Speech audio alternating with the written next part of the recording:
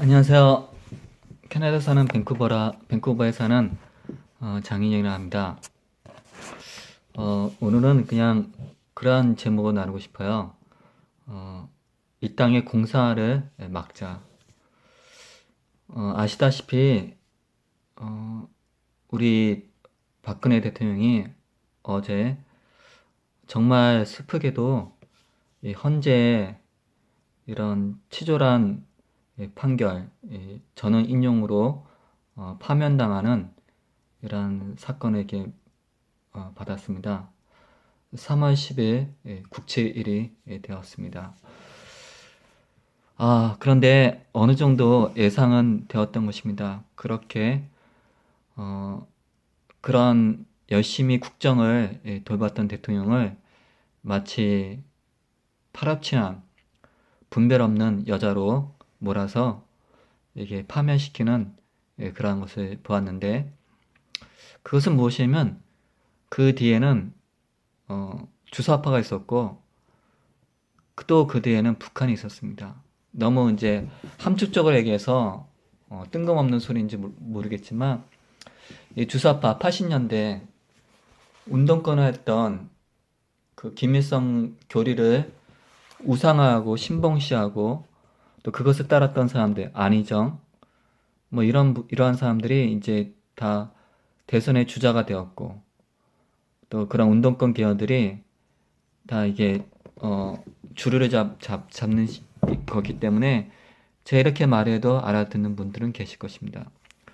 주사파라는 것이 하나의 종교적인 이런 힘이 있어서 그 듣다 보면 그것에 세뇌당하고 그것이 마치 지상 천국인 것 같고 진리인 것 같아서 마치 그 영적인 힘이 있어요. 그래서 한없이 이게 쫓아가죠. 그 MBC 옛날 자료에 보니까는 그게 있더라고요.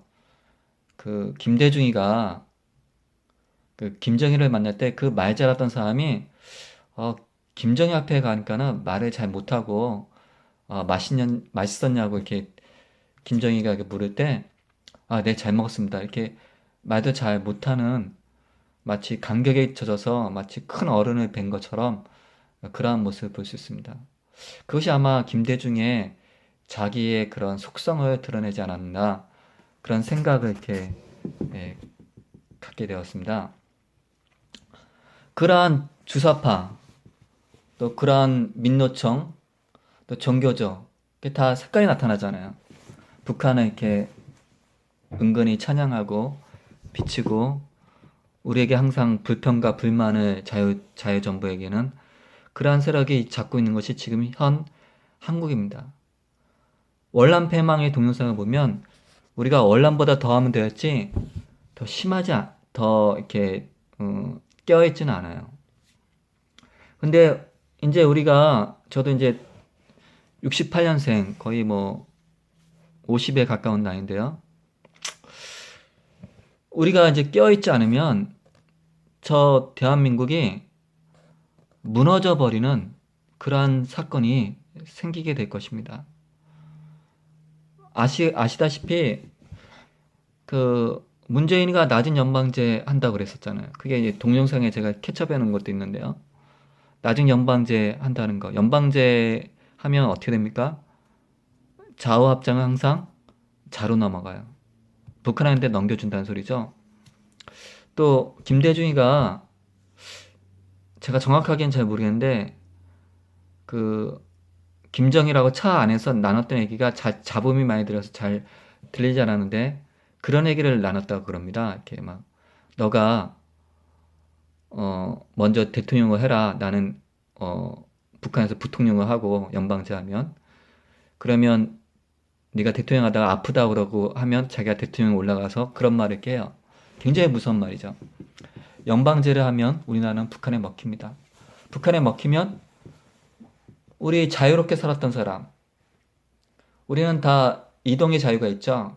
그래서 저도 카나다에 온 것도 이동의 자유, 여건이 있어서 이동의 자유가 있는 것입니다.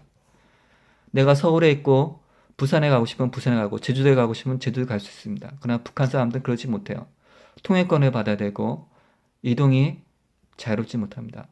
또 종교 집회의 자유가 있죠. 이, 이 한국은요. 그래서 저도 주님을 믿고 따릅니다. 그러나 북한은 종교를 믿으면 사형입니다. 기독교인들은 더 사형입니다. 수용소에 갑니다. 또 집회 결세 자유가 있습니다. 그래서 태극기 모임도 모이고 촛불 모임도 모입니다. 그러나 북한은 집회 결세 자유가 없습니다. 언론도 다 당에 소속된 언론입니다. 그럼에도 불구하고 많은 젊은이들은 자기들이 촛불에 들면서 그 근본적인 북한을 지지하고 있다는 것을 잘 깨닫지 못하는 것 같아요. 너무나 잘 속이는 거죠. 개국 콘서트 같은 데 보세요. 개국 콘서트 이렇게 보면 웃으면서 주님 이렇게 그 대통령을 막 내리까고 그러면서 그런 것을 그 간첩 얘기 나오면 막 그냥 간첩들이 뭐 아이스크림만 좋아하고 먹는 것만 좋아하고 막 그런데 이 실상을 안 보여주죠. 얼마나 무섭고 그것들이 있으면서 얼마나 많이 사람들을 죽이고 또 그 처참함이 이루 말할 수 없을 정도로 만약에 공산화가 된다면 거기서 빠져나가지 못하면 그 출국하지 못한다면 거기서 정말 잔인하게 죽어나갈 거예요. 상상할 수 없는 고통으로. 북한 우리가 특별히 그렇게 자유롭게 살던 대한민국 땅에서 그렇게 자유롭게 살던 사람들이 북한의 당국도 우리를 이 뭐더라 교화시킨다는 거를 할 수 없다는 걸 알고요. 또 우리도 교화가 되지 않는다는 걸 알기 때문에 2천만 명 이상이 죽어나가는 것은 그냥 명약 강화입니다.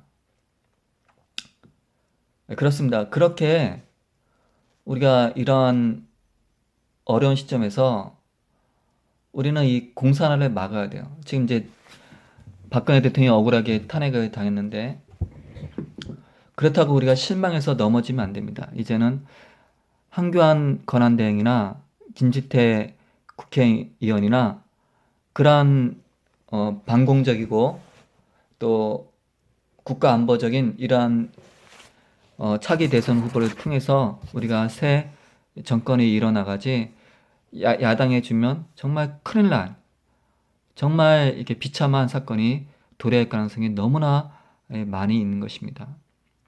그래서 우리는 어떻게 해야 되나? 우선 태극기 집회에 많이 모였으면 좋겠습니다. 저도 오늘 태극기 집회에 캐나다에서는 이렇게 보내기가 좀 어렵기 때문에 지인한테 한국 계좌가 있는 지인한테 이제 300불을 주고 붙여달라고 그랬습니다. 저도 잘 사는 것은 아닌데 그래도 나라가 망할 것 같은 저도 이렇게 어제 잠을 잘 못 잤어요. 너무 속상하고 아프고 그래서요.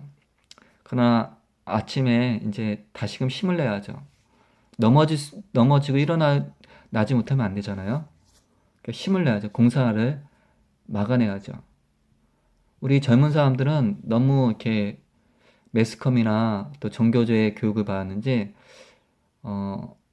많은 퍼센티지가 잘 못 돌아오고 있어요. 그걸 잘 모르고 있어요. 우리나라 같은 이런 국가가 저런 북한한테 먹힐 수 있을까라는 생각을 전혀 하지 못하고 있습니다. 사실 얼마나 심각한지 잘 몰라요. 간첩을 잡아도 사법부가 막 풀어줘요. 간첩이 있어도 막 민변이한 단체가 와서 그냥 이 사람 무죄라고 막 선포하고 그래요. 그러한 시대에 우리가 살고 있는 거예요. 이 대한민국이요. 정말 이렇게 안타까운 현실이에요. 정말 안타까운 현실. 그 현실 속에서 그래도 힘을 내야 돼요. 이제 언론은 어떻게 합니까? 모두가 전국 이게 노동조합이 잡고 있어요. 이게 언론 노조 조합이. 그래서 노조가 잡고 있지 못하는 MBC 제 3 뉴스데스크하고 다른 뉴스하고는 천지차이처럼 이렇게 막 드러나는 거예요.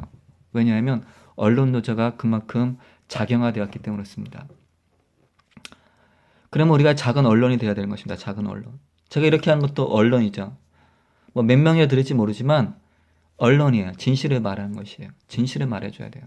세월호 사건도 알아야 됩니다. 세월호 사건은 어떻게 보면 그 종북 좌파들이 박근혜 대통령을 넘어뜨리게 하는 어떤 기획된 작품일 수도 있어요. 그게 그런 관련된 블로그도 많이 있습니다. 자꾸 알아야 돼요. 공산주의에 대해서 알아야 돼요. 공산주의 어떤 것이냐면 공산주의자들은 제 첫째가 거짓말 잘해요. 거짓말을 밥 먹듯이 잘합니다. 신문 보세요.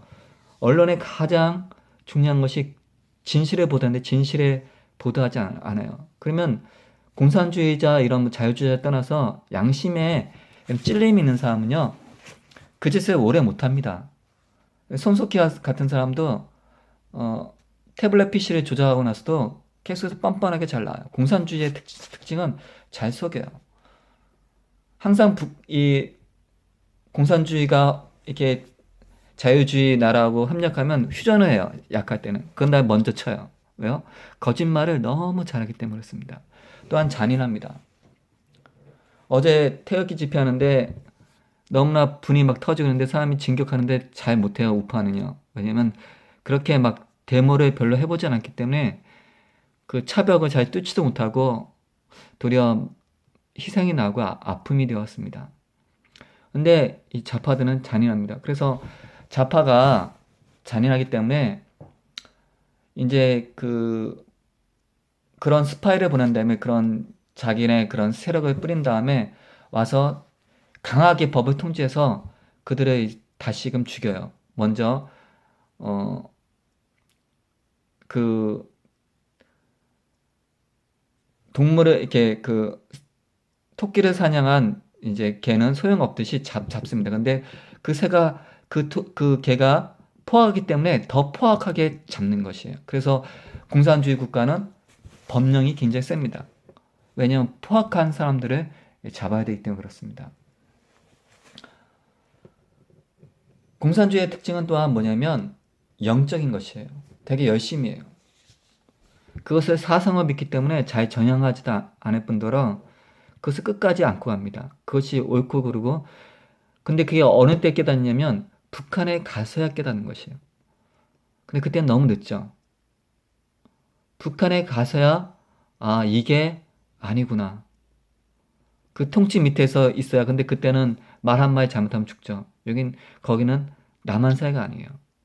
주창을 들고 그러다간 그냥 죽습니다. 말 한마디 잘못해도 죽어요. 자유주의 국가가 아닙니다. 그래서 우리는 북한의 이런 한국의 공산화를 막아야 되는 것입니다. 우리가 작은 언론이 돼야 돼요. 그래서 그냥 빨갱이 이렇게 접근하면 안 됩니다. 그냥 걔들에게 동영상을 보여주고 잘 접합된 동영상을 보여주고 또 우리도 자꾸 읽어야 돼요. 공산주의가 무엇인가? 레닌 뭐 이런 마르크스주의가 무엇인가?